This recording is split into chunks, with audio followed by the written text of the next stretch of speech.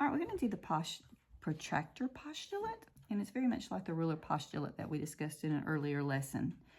This is the measure of an angle is the absolute value of the difference of the terminal side and the initial side.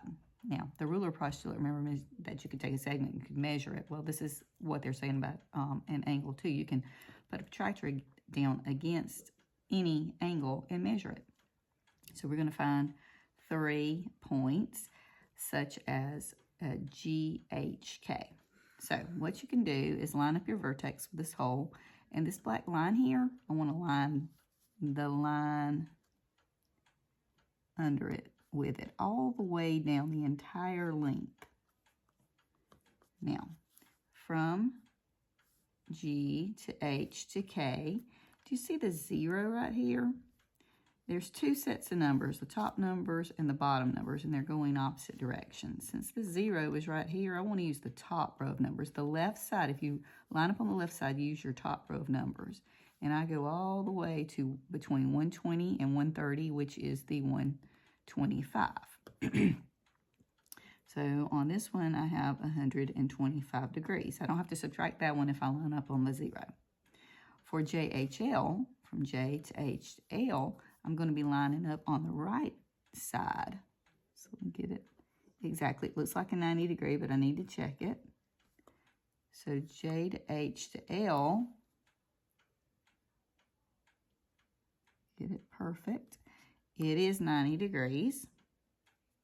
And then from L to H to K. Now, normally I would just line it up so that it would be on the 0 and I wouldn't have to subtract. But we're going to do it the way they use the ruler postulate here. I'm going to line up the lines. And I'm going to use the 2 measurements I have here.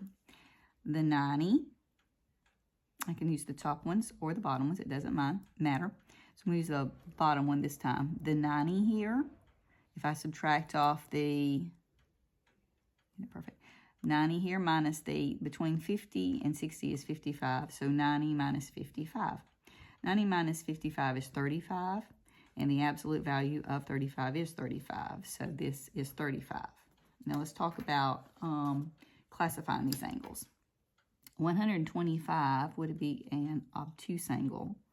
An obtuse angle is actually bigger than 90 but less than 180. The angle would be bigger than 90 but less than 180.